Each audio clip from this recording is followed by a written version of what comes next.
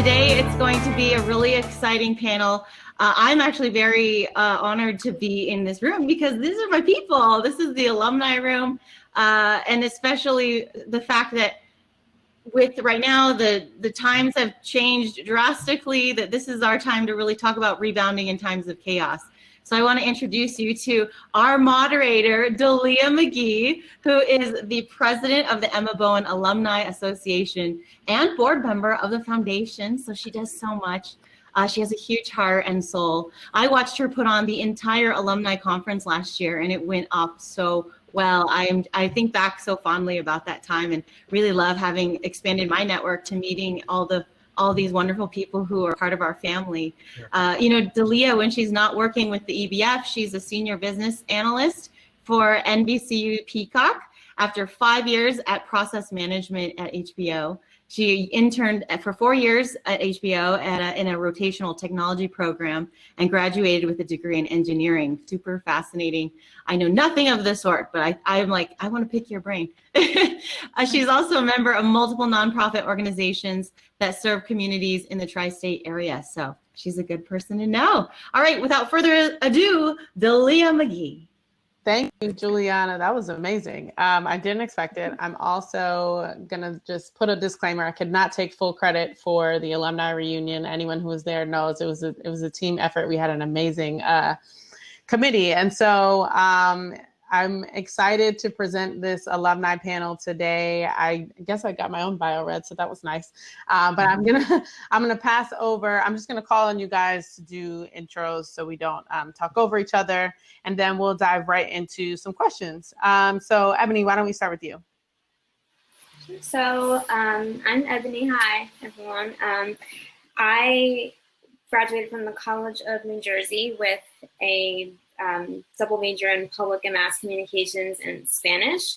During my time with the program, my corporate sponsor was Comcast. So I started off doing kind of a rotational program and, really liked being in the marketing department. So I did the majority of my internship in the marketing department. And after graduating, got offered a job in that department with Comcast. So that was really clutch. And I stayed there for about a year and a half. And then after that, I realized that I really kind of wanted to get back into public relations, which is what I went to school for. And there weren't really any openings and the commute was just crazy. So I decided to, look elsewhere and go into an agency. I thought I'd get really great experience at an agency. So joined an agency, was there for like 2.5 years, was really doing what I love. And another opportunity at my current agency, Golan, opened up, and I've been there for a little over 2.5 years now. I'm a public relations manager, focusing mostly on healthcare. So it's, as you can imagine, it's been super crazy at work, but yeah, that's pretty much it. Happy to be here. Stephanie, will go to you. Sorry, caught you mid-sip. Hi, everyone. I'm Stephanie Claytor. Emma Bowen, Fox 8 WJW in Cleveland, Ohio was my sponsor. I went to Syracuse, all the Syracuse alums here, and I majored in broadcast journalism, international relations, and Spanish. After college, I went to Colombia, South America for a year through the Fulbright program. And then after that, I came back and got my first job in news, working as a weekend anchor, producer, and MMJ in Kirksville, Missouri, one of the really small television markets. And then I worked up as a reporter and worked in Shreveport, Albuquerque, and now I'm currently in Tampa, Florida, working for Spectrum Bay News 9. And I've been here for about 4 years, covering all the news. As you can imagine, it's been very crazy here in Florida and nonstop. And besides all of that, I also wrote a book about my time when I was in Colombia, and it's called Black Trekking: My Journey Living in Latin America. And I also started a travel blog, which is blacktrekking.com. So I'll put those links in the chat. But that is pretty much my story. How about you, Dre? We'll go with you. Hey everybody, Andre Greer here. Super excited to be here. Love conference. Love that we're doing this virtually and just all the ingenuity that's going into putting this together. So big ups to the staff and everybody on board here. Great to see Nikki again, Nikki Patel. Great to see all my friends here on the panel. So I graduated from the University of Virginia, specifically the McIntire School of Commerce, which is our business school. I majored in marketing and management there, and going through the program, my corporate sponsor was the Weather Channel. So I'm originally from Atlanta, so the Weather Channel was sort of right in my backyard. Worked out really well for me. And essentially, I have kind of a varied path in terms of my career. Started out, squarely in the entertainment and media space. So came out of school working at Viacom in their summer associate program, which is sort of their smaller version of like an NBC Page program. So it was an entry-level training program designed to place you in a digital-focused department. You present a capstone project at the end, and then you eventually get placed after.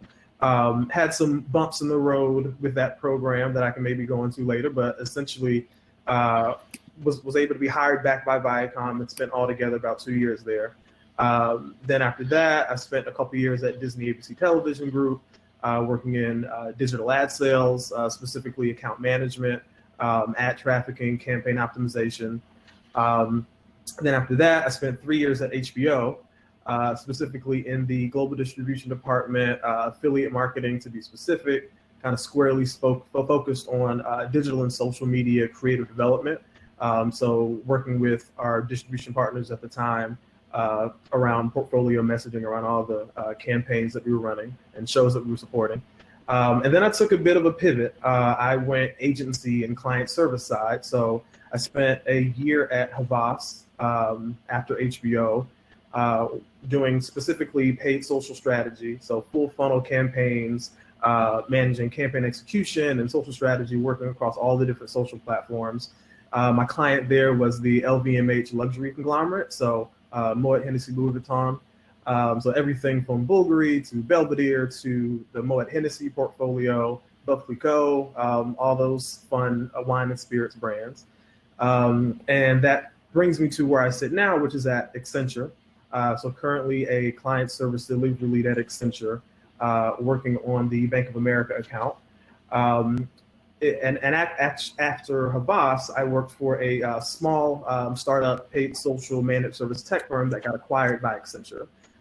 So the past 2 years have really been at the startup / now at the bigger Accenture family, working on a customer segmentation pilot program for the bank. So happy to be here. Thanks, Trey. And Lauren. Hi, everyone. So I started with Emma Bowen when I was just 17. My corporate sponsor was Comcast Spotlight, which is the advertising side of Comcast. And I interned in account planning, national, regional sales, research, and marketing and operations. But what I was drawn to mostly was sales. So following my graduation from Spelman College, I chose to go into telecom sales, which is completely different than what I had spent my 4 years learning. I quickly learned that that wasn't for me. And I chose to try healthcare, try education. I moved to DC to work at the advisory board company. And then I kind of realized my passion was within sales and developing people. So I thought that the best course of action for me was to move on and go get my master's degree. So I went to Pepperdine University in Malibu, California, and got my master's in management and leadership and went to the Grazia Deal Business School. Loved that experience. It really gave me the opportunity to learn how to be an effective leader and learn how to work well with others. That opportunity kind of presented itself, and I decided to get back involved with Emma Bowen and seeing what type of opportunities there might be for me in Los Angeles. And thank God I found one of my really good friends. He was working at CBS Television in Studio City. And he got me an interview. I sent him my resume. He got me an interview. I interviewed for this job in September.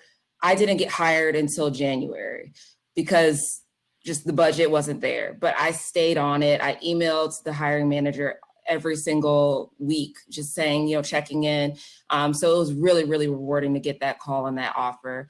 I have a 2-year-old daughter, and that prompted me to move back home after finishing my master's, back home to Michigan. I reached back out to my original corporate sponsor, Comcast Spotlight. They had a project coordinator role open for their sales department. And I went out for the role, and my current boss actually said, no, this is too junior for you. We've got a program manager role. So I got the opportunity to just kind of move right into what I felt that I deserved and that I was ready for. And now I manage onboarding programs at Comcast Spotlight, which is now effective. They've just changed the name last year in October. So I manage onboarding programs for the Associate Account Executive program. So actually, just like you guys coming out of college, these young adults are wanting to get into sales and account executive type of career, and I help manage the onboarding for that. So it's really exciting, and I'm really excited to be here. And just to reiterate, I like Dre. Dre is probably like my older brother I never knew I had. He definitely paved the way when I didn't know what was happening. We both went to UVA. We both worked at HBO. We both went to through Emma Bowen, and we didn't meet until sometime after we had been through all these things. And so it's another testament to how connected you can be with other alum, even if you don't go through the program at the same time. So I want to just dive right in. Obviously, we're living in a very chaotic time, COVID notwithstanding, racial injustices notwithstanding. There's also the workforce and, the craziness of corporate America and the way that media moves at such a quick pace. So I wanted to just start out with one question about kind of the biggest crisis that you've experienced while working. And I call it a crisis, but it could be a chaotic circumstance. We've all been through a lot of different things over the past 6 months, but was also asking those of you who came out a little bit earlier and experienced the 2008 financial crisis and different things to kind of expand on those experiences as well. I think we'll just go in the same order for now. So Ebony, if you want to go first.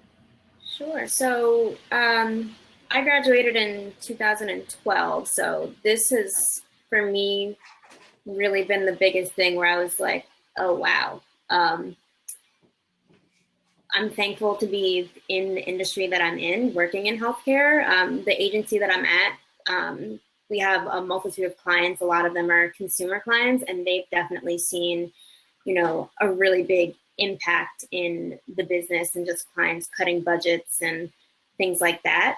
So thankfully, doing healthcare communications, the business has kind of been, almost pouring in. But this is definitely like the biggest crisis that I've seen, and just, definitely been a learning experience for me.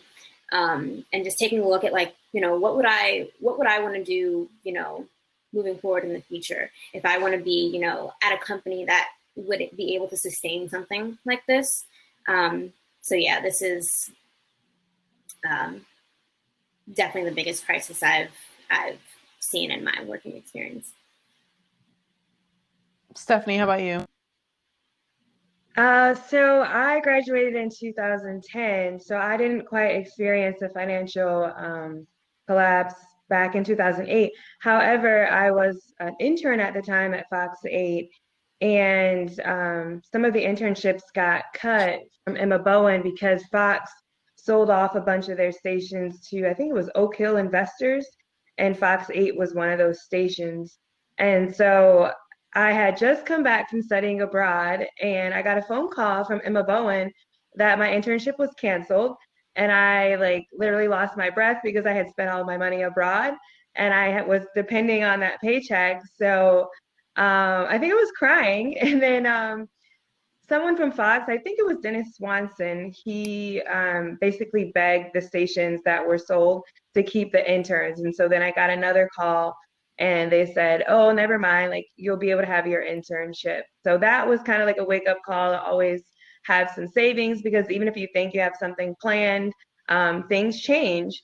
And so with COVID, it's been a crazy year because I like was on cloud nine. I released my book like last year, and then I found out I was pregnant, and so we were dealing with that news, and my sister was pregnant too, so our family was all super excited.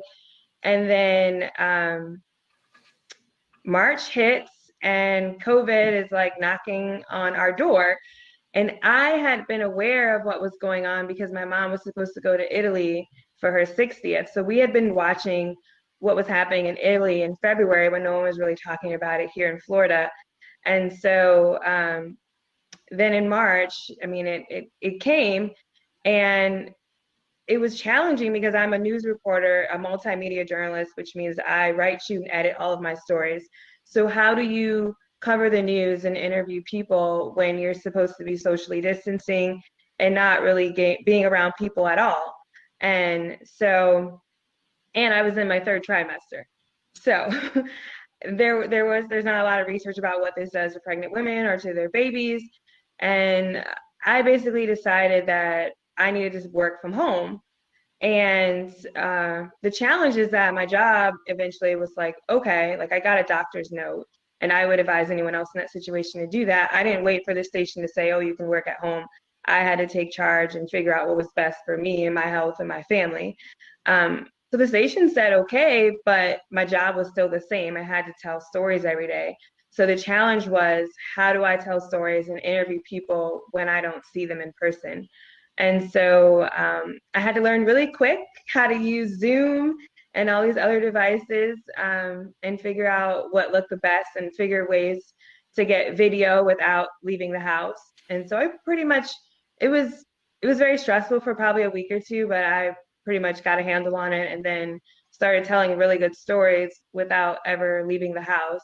But it really changed the broadcasting industry. On top of that, some of the companies were having furloughs, or there was a threat of laying people off. So, you know, that's challenging too. But with Spectrum, our revenue doesn't just come from ads or television news. We get revenue from mobile subscribers, from internet and cable subscribers. So I knew that for the most part, I thought my paycheck would be secure.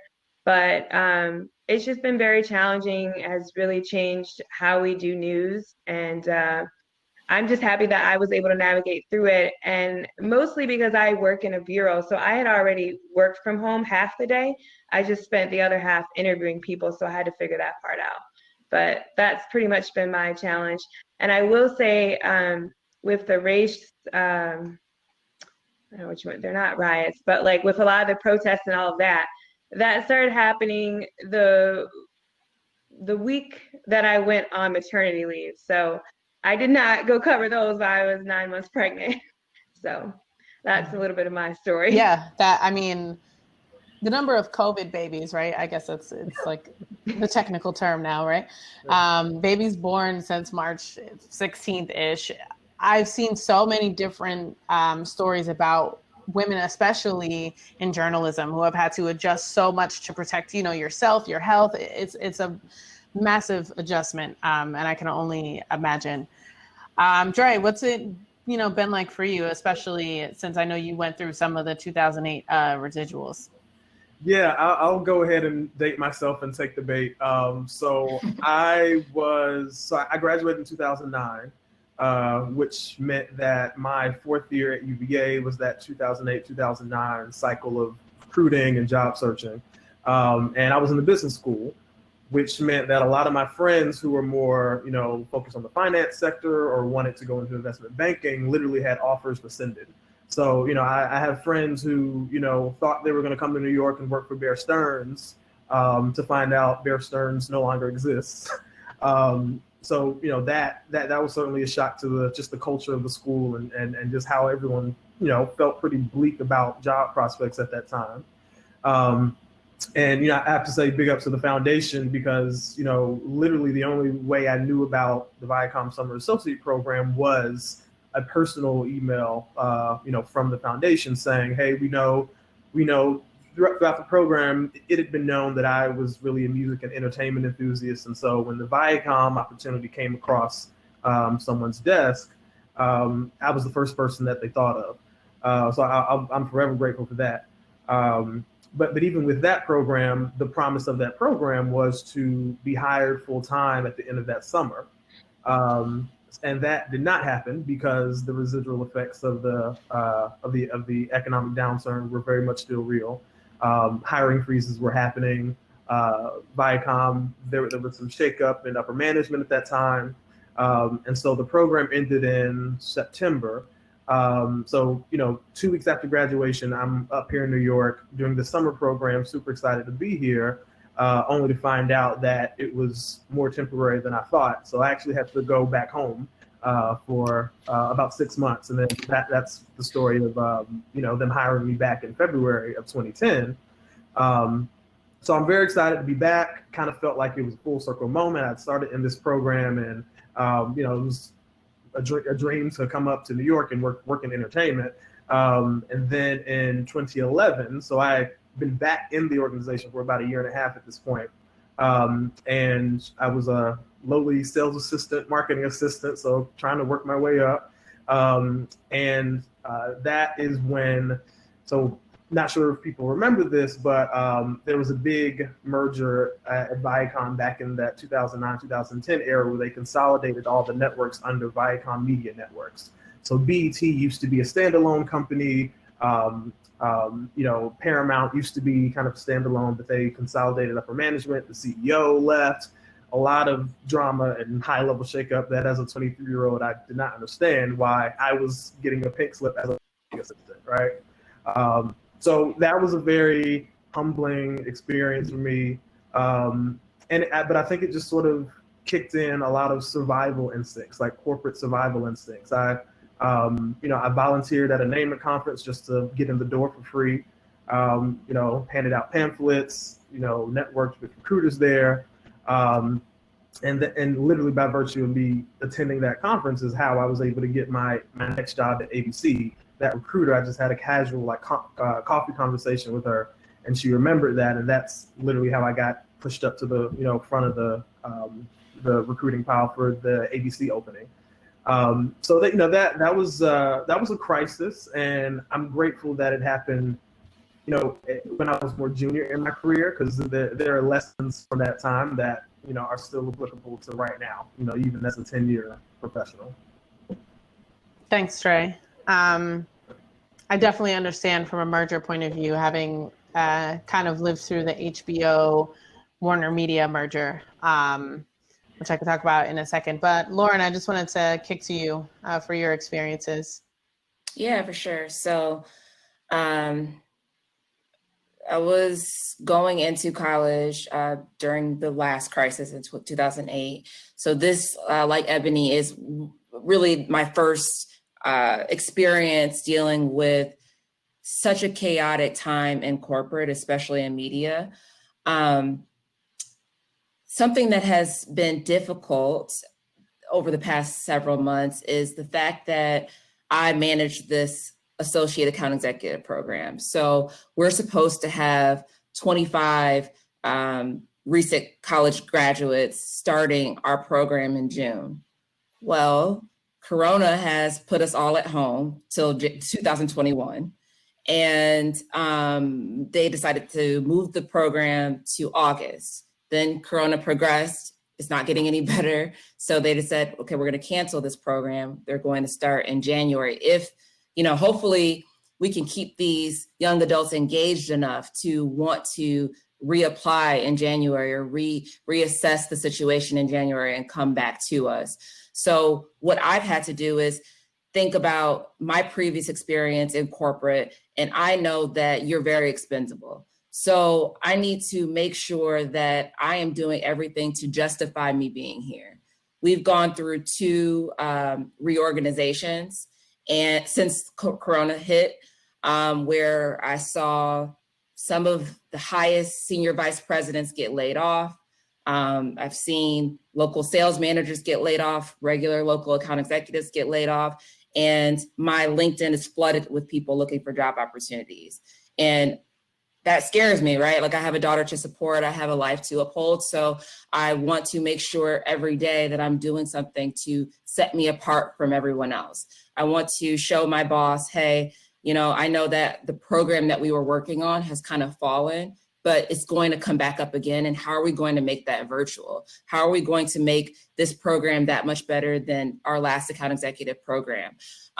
So really, I think the thing that I would take away from this is that you really should just you should really become comfortable with being uncomfortable, and really get comfortable with the fact that things are going to change, because we don't know, you know, 10 years from now, something else can pop up. But it's good to draw on your previous experiences, draw on the network that you built, and really just make sure that you are setting yourself up to pivot as necessary. Great. So I'm going to ask you guys all one more question, and then we're going to get to the questions in the chat. So just in a few words, kind of what is the best advice you could give in terms of managing a crisis? You know, Lauren, I heard you just say, like, get uncomfortable with being uncomfortable. Is there anything you would add to that specifically around, you know, sort of a chaotic management standpoint? Lauren, we'll start with you. Okay. I think so something that I learned in my master's program is to really draw on your strengths instead of your weaknesses. I think when we go through school and, you know, we're like, oh, I'm so bad at math, or I'm so bad at science, but it's like, what are you good at? So I've realized things that I'm good at. I'm good at presentations. I'm good at project management. And I've really done my best to play those characteristics of myself up.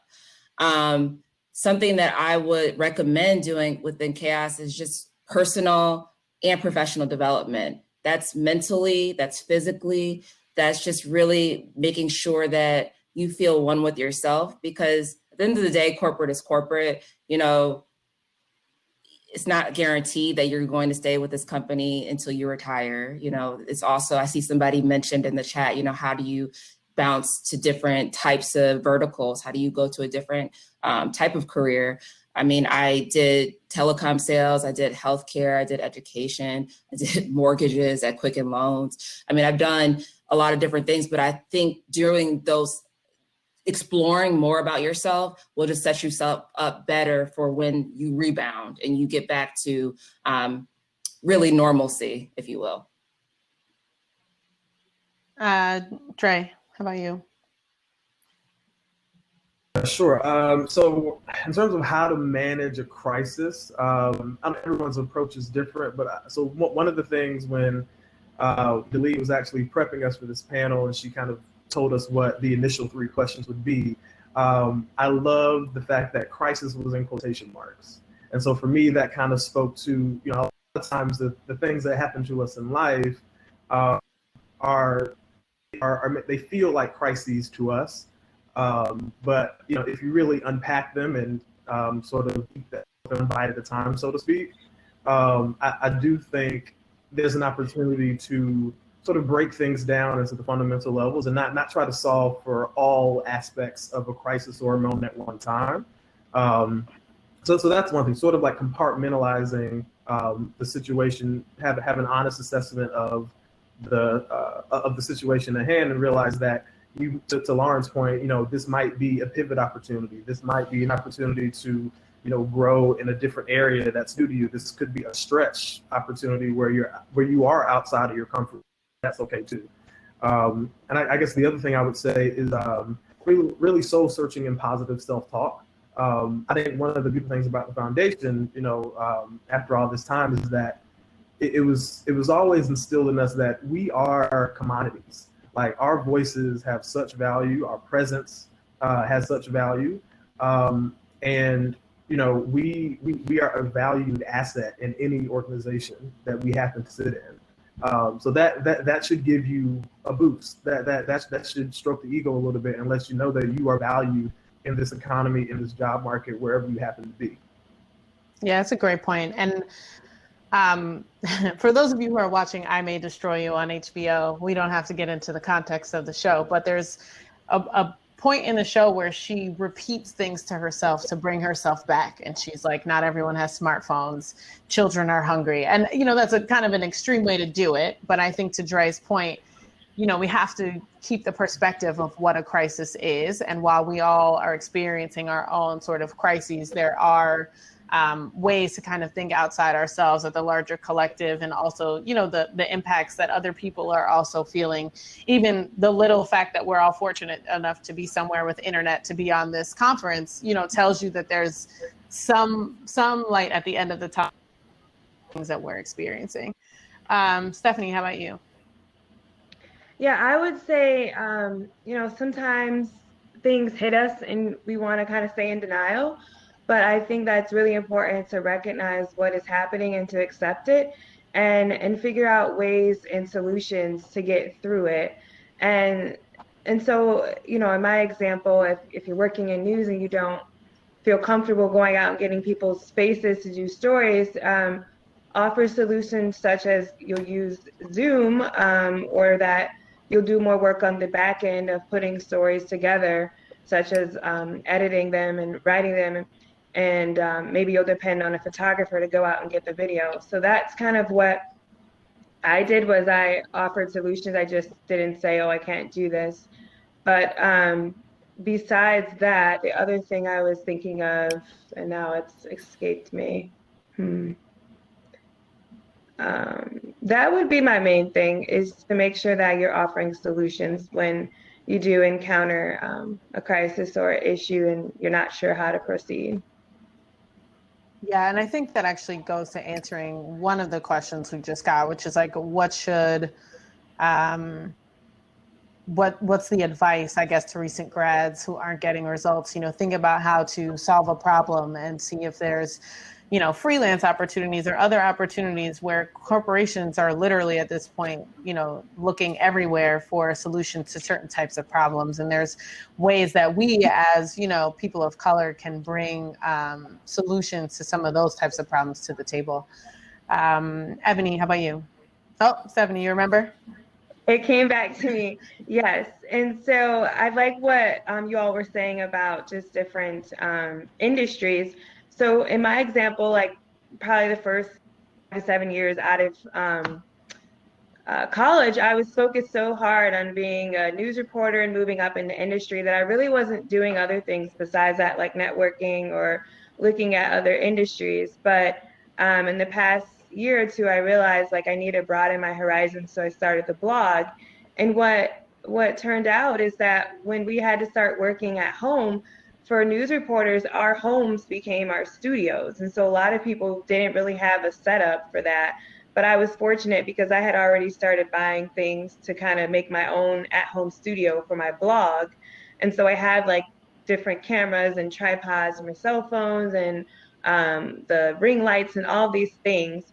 So that just made the transition that much easier. But I know for some of my colleagues, it was really a stretch to turn their house into this studio that was going to be broadcasted to millions of people. Okay, Ebony, how about you? For me, it was, I think the best advice I can give is to really stay nimble, because this has really shown me that things can change and are changing daily. In February, we had literally just filmed and shot content for a celebrity campaign that was supposed to launch in June.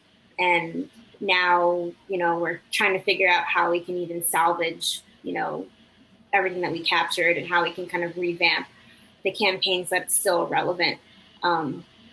So really just trying to stay nimble, you know, be creative and, you know, try to come up with new ideas, because even when we did kind of start to try to figure out how we could pivot the campaign, you know, then cases started spiking again and timelines are getting pushed back. And, you know, it's definitely been a learning experience. And that's been, you know, one thing that I've, you know, really had to kind of hone in on. just being able to adapt and roll with the punches. And, hopefully this campaign will launch in early 2021, maybe. We'll see.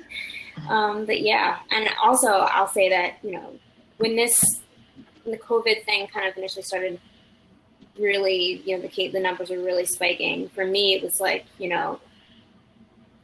I felt like I kind of had to like remotivate myself. I was at home, all day, and it was like, wow, this, you have all these plans, and it's like, wow, this is, crazy. We're really about to be inside for the foreseeable future. And for me, it was like, you're seeing people, dying, and hospitals are, overwhelmed and crazy. And it was like, what I'm doing, it's like, does this even matter? I went through definitely went through a period where it was, I was kind of in a funk, and kind of had to try to find, happiness in other things outside of work and outside of all the craziness for myself. So it's like, I have this extra time now that I'm at home, what can I do for myself that, will kind of bring me joy, since I'm not able to go see my friends and do other things that I would be, normally doing. So that was definitely something that I had to, focus on earlier on as well.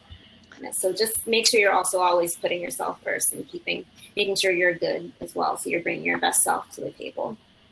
Awesome. So we have about 20 minutes. We can maybe go over for a few minutes, but I want to make sure we get through as much of these questions as possible. So what are some unique ways that recent graduates can stand out in a tight job market? So I already heard maybe, just trying to hone some skill sets and stay relevant. Obviously, there's so many free resources available now online. I've never seen anything like this where, colleges are offering just free courses that they would normally charge you at least $4,000 or $5,000 for. So I would definitely say that finding free resources is a great way to do it. But maybe we'll have like one person answer each of the next questions. So whoever kind of wants to jump in, and then we'll just go from there.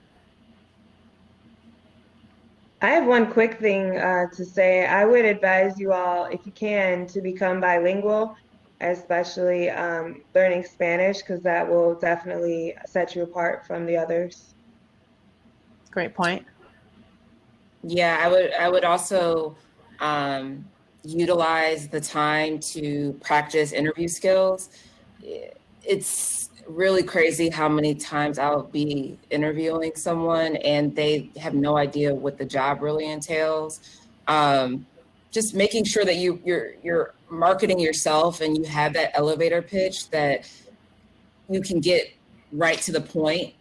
So many times I'm interviewing and I just feel like, okay, what did I get out of that interview? You weren't bad, but you weren't great. So you always want to make sure you are talking yourself up, because this is the time to. Yeah, good points.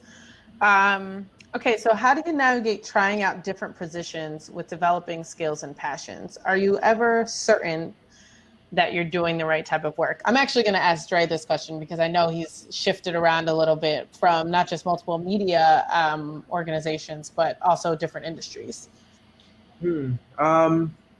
So I guess the part that jumped out to me was, how do you know, I guess, if you're on the right track, more or less? Is that sort of what the question was hinting at?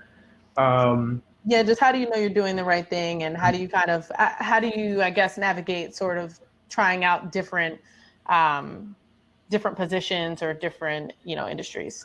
I think, I don't know, for me, I've always just sort of had an openness to sort of rounding out my skill set and my my purview of, like my knowledge base, like your tool chest. You kind of want to put as many different types of tools in there as you can. And, to the notion of how do you know you're on the right track? Well, you don't really know every time. But I think it's important to recognize when the lessons are being taught to you, when they're happening. Use them as either positive reinforcement, like, oh, this is something I really enjoy, and this is something that I'm good at and I'm passionate about, or maybe, negative reinforcement to be like, I never want to do that again ever in my life, right? But both outcomes are are valuable because they get you to a place of just further sharpening and honing in on what it is you're meant to be doing. So I just think an openness and not being afraid of sort of off-kilter, like tangential opportunities, things that maybe on its face don't seem like it's totally related, but that openness to realize how even those experiences are adding to your skill set. That's a great point. HBO was my corporate sponsor, and I never thought I was going to leave. And then NBC kind of came to me with with this opportunity to work at Peacock. And at that point I was like, well, what is that? I don't know. I'm used to working at, the Rolls Royce of premium content. And so how am I going to make this transition? And I had been told so many times at HBO, like, we're doing the merger, but you're safe, your team is safe.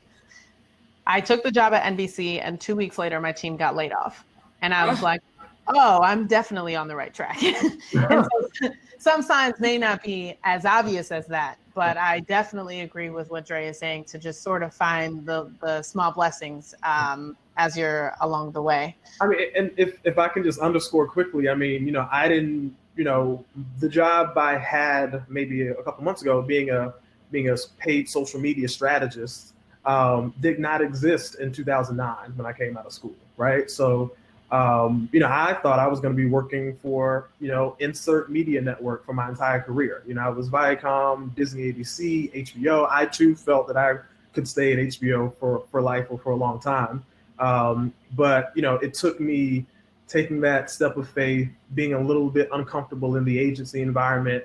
I was managing a team of 4 people who, admittedly knew more than I did because they had been there for years before.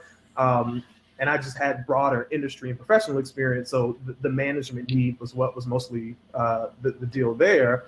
But now, I can walk away saying, I've touched financial services. I've touched wine and spirits, CPG. I've touched fashion and luxury. I've touched retail, mobile gaming, sports betting. I mean, these are industries that, had I been closed off to only thinking about my career one-dimensionally, I would have never even fathomed to have the opportunity to experience those.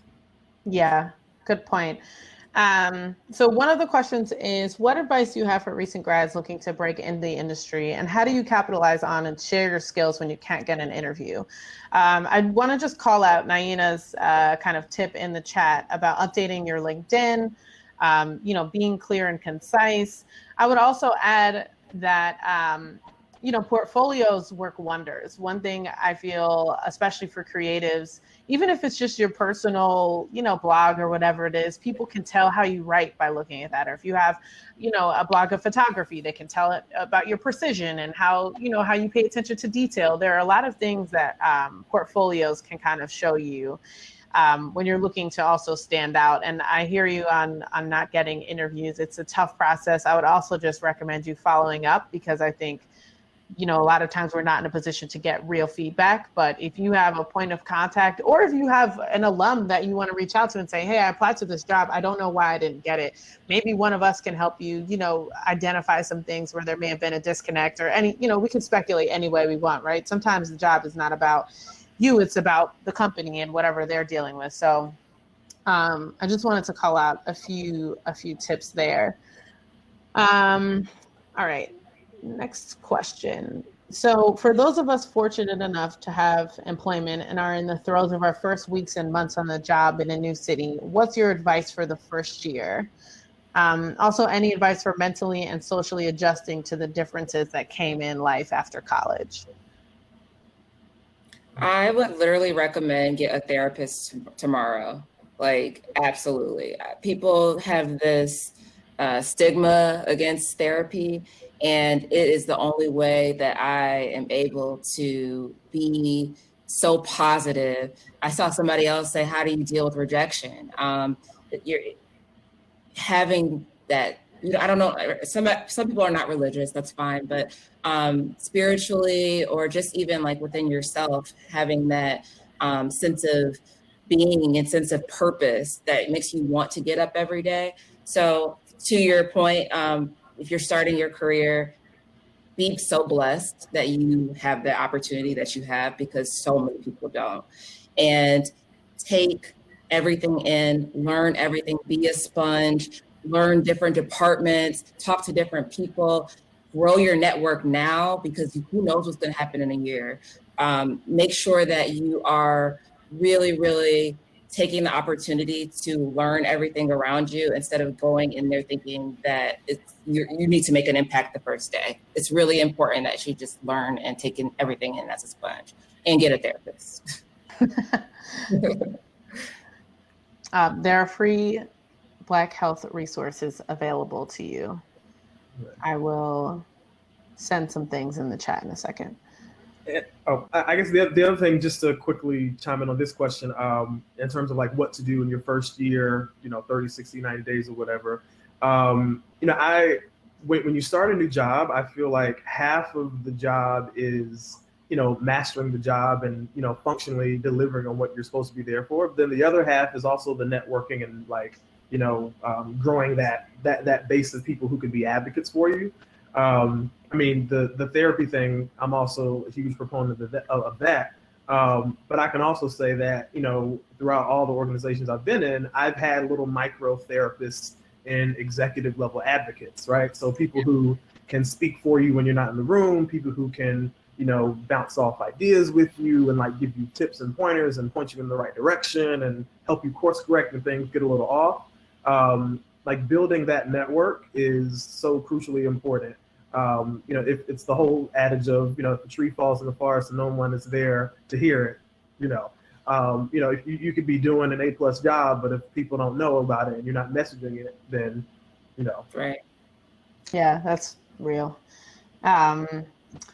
All right, so I got a question from, actually, let's go with this question first. Did you ever feel at any point you weren't going to be able to accomplish your goals? People in my life who tell me to look into different lines of work, but this is what I'm passionate about.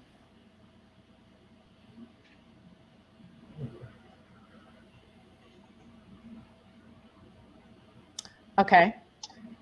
Yeah, I can go. I just, I think that there's always going to be points where we're unsure, right? There's especially now, it's very hard to predict the future. And like I said, I always thought I would work at HBO. I loved it. It was my second home.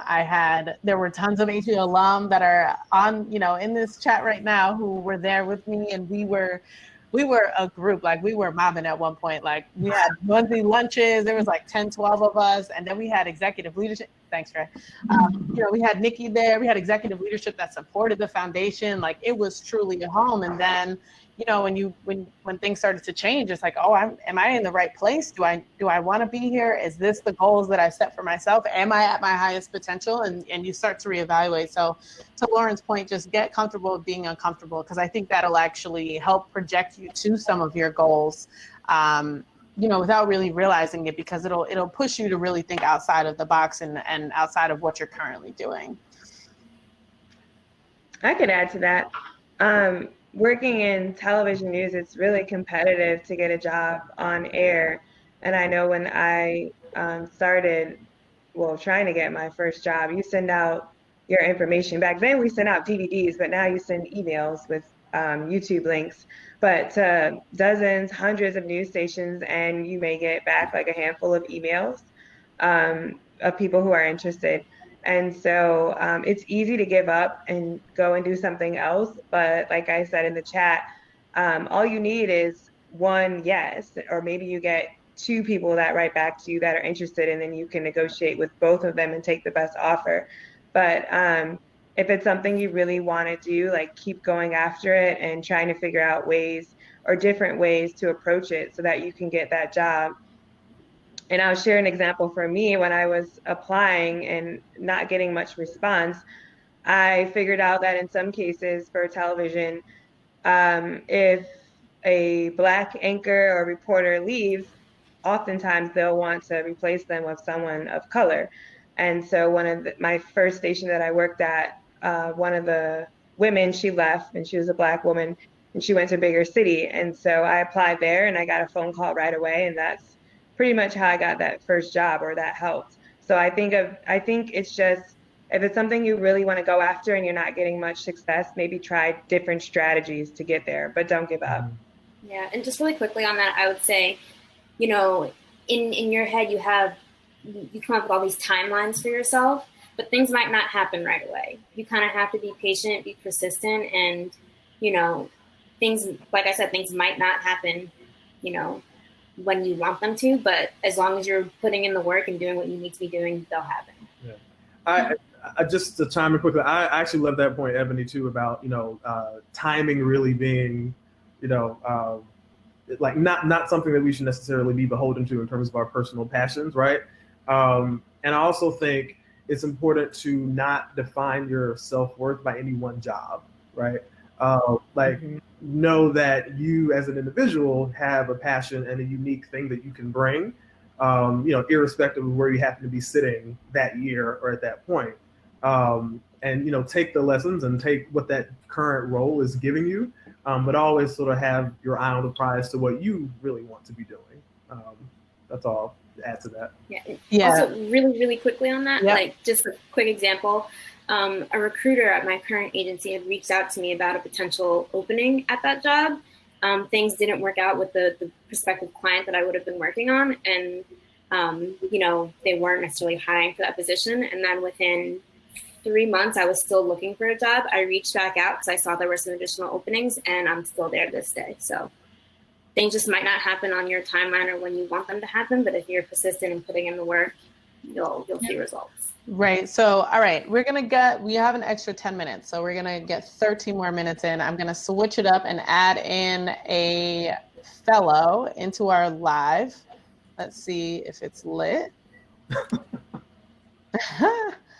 Okay, I just tried to, all right, I don't know if it works. Let's try someone else. All right, I got too excited. All right, we'll try again in a second. I wanted to ask another question that was, I find this to be like a really hard question to answer, but I'm interested to hear you guys' thoughts. So what advice would you have in networking when you wouldn't consider yourself the most extroverted person? And what is your take on making genuine friendships with others in the industry? It's kind of related to, you know, not being as extroverted, but obviously given that everything is so remote, you know, how are we navigating in that way?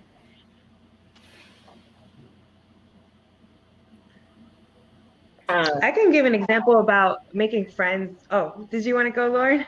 Go ahead. You go first. Okay. Well, making friends in the industry, because in TV news, we're typically competitive. And so I had to learn over the years that that may not be the best strategy, because if you're working in the same area and you become friends with reporters from the different stations, it can help make your job a lot easier. And so, and this is my fourth TV station. I actually am friends with the people who are at the competitive stations, and sometimes we text each other and say, "Hey, what are you covering today?"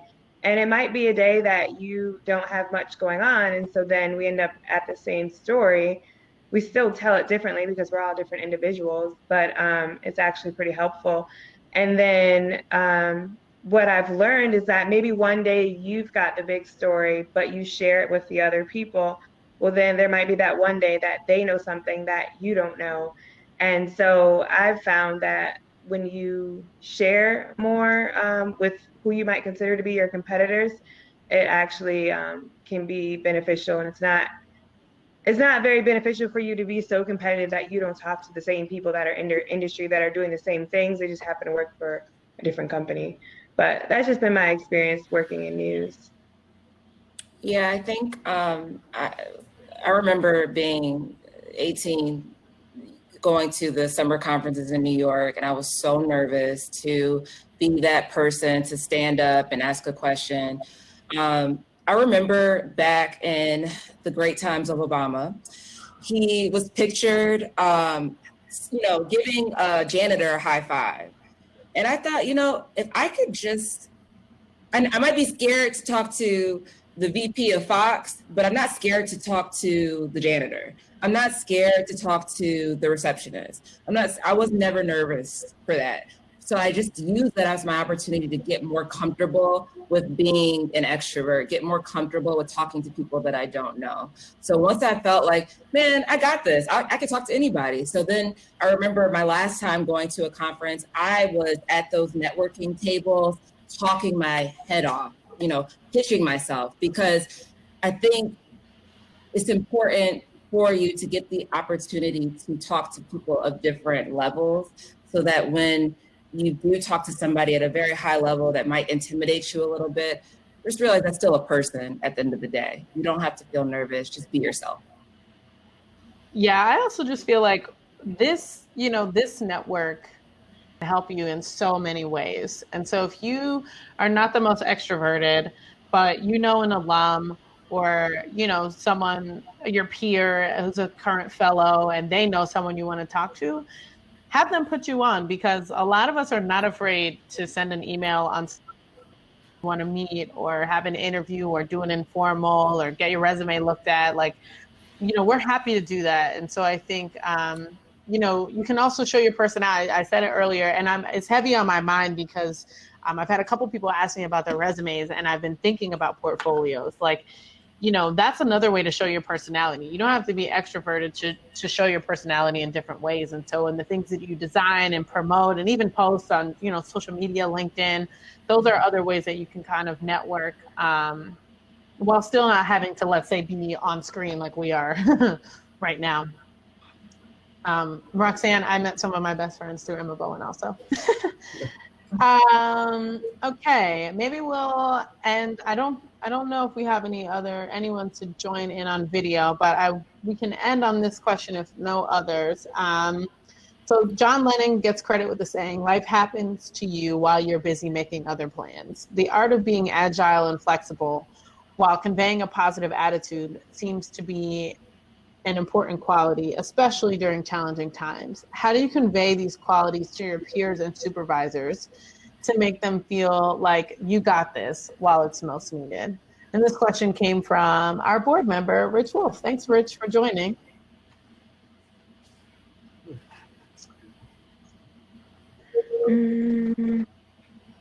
That's a $1 million question right there.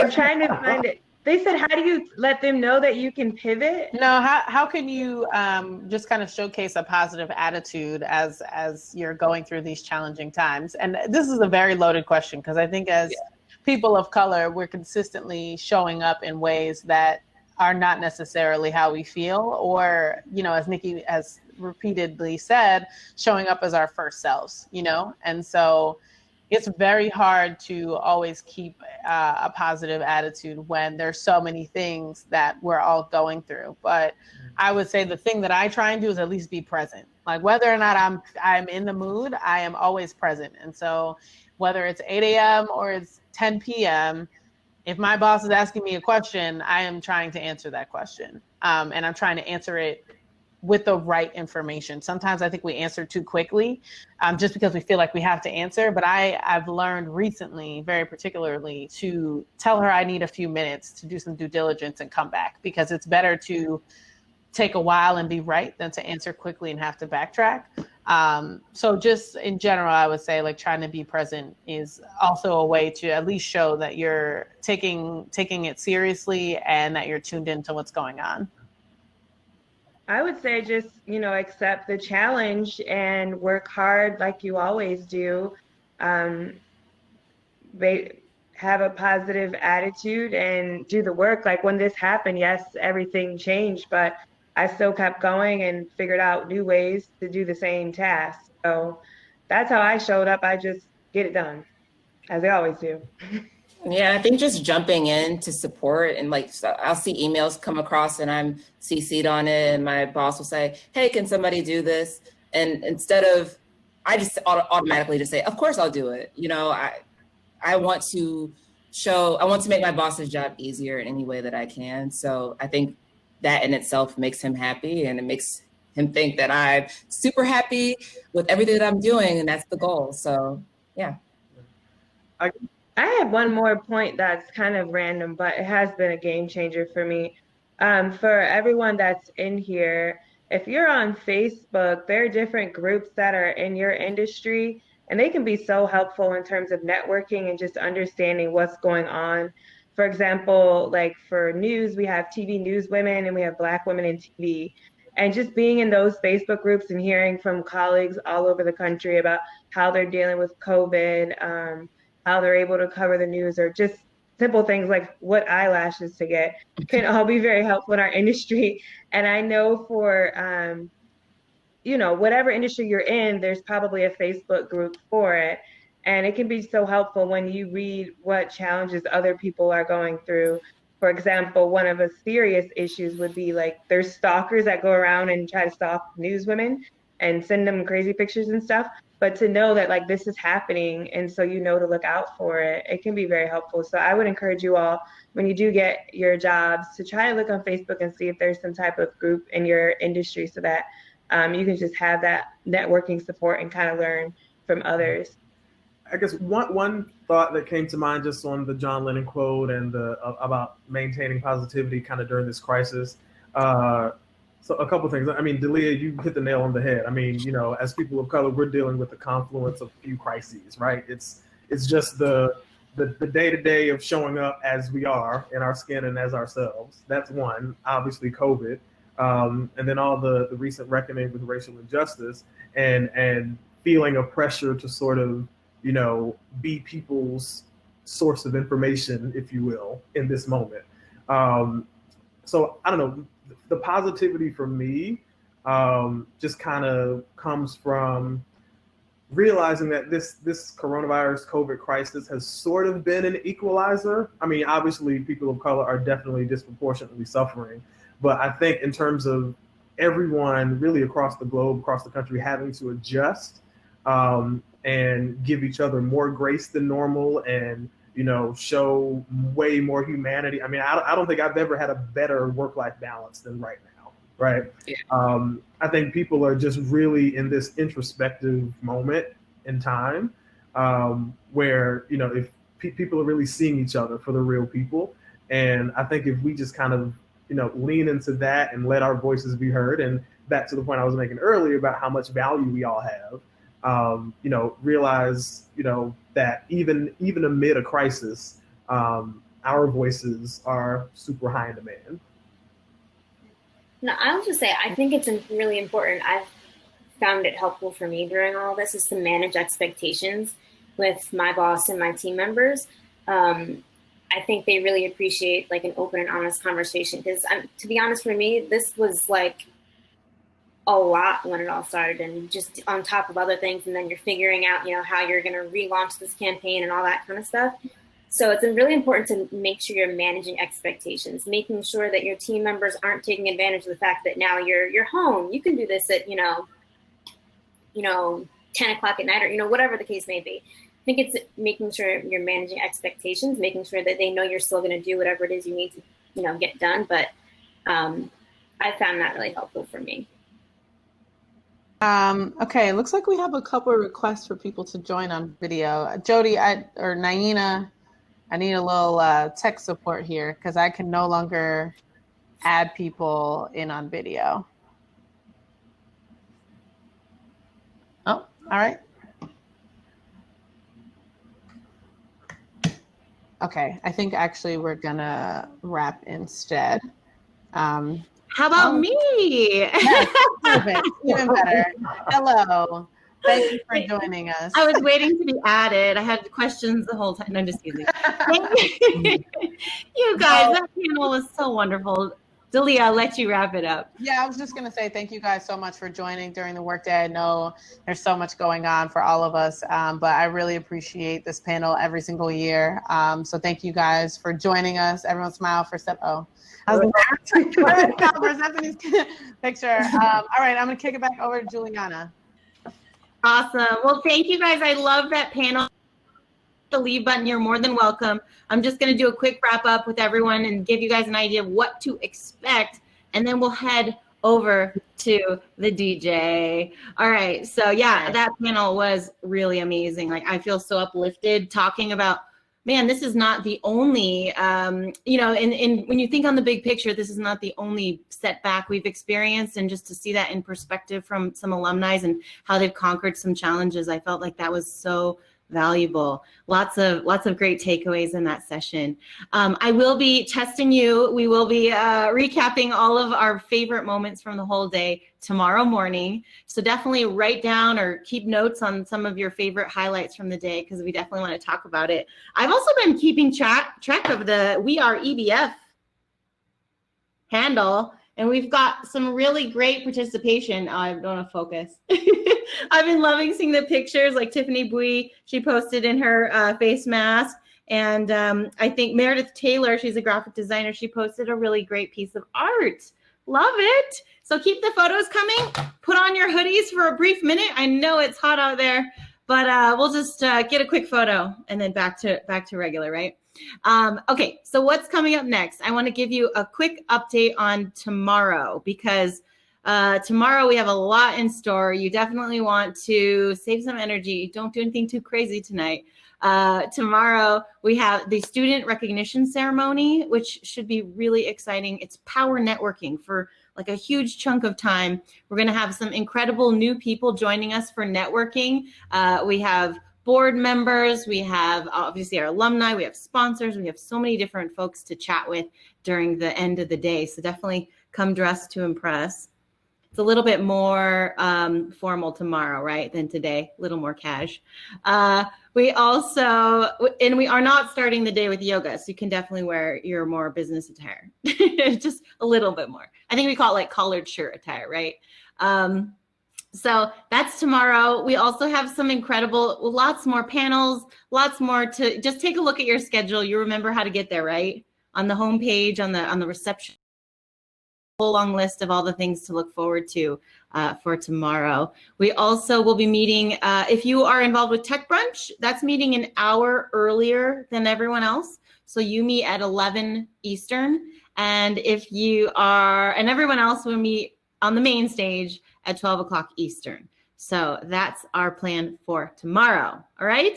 It's been a jam-packed day. I do want to thank our speakers. We had so many great insights. I love the marketing panel, learning about all the different takeaways from this experience right now. It's just to like let it out. Nikki, thank you for asking the tough questions, because you know, when we're facing so many different sources of information, it's just nice to sit in a room and just talk about it, you know? So I really enjoyed that. I also want to thank our sponsors. We owe a huge thanks to our platinum sponsors, Comcast, NBC Universal, and Spectrum. And we have silver sponsors, Crown Media and Fox television stations. We thank you so, so much. We are heading up next to a little bit of music in the DJ room. We are bringing the spirit of Club Quarantine, you know, like the coolest internet party of the century. We are bringing that spirit here to our summer conference. So we've got a special DJ Kevin Crown in the house. And so, you know, he's known to the world as the natural born club killer, fondly known as the energy godson. Quite a nickname. So if you want to just turn it up for a minute, let your hair down, to give you a little bit of energy through music. And hey, if you're still feeling like networking, because remember, we only have 3 days and we have so many interesting people here in this room, you definitely can, well, go to networking if you feel like it. Okay? See you over there.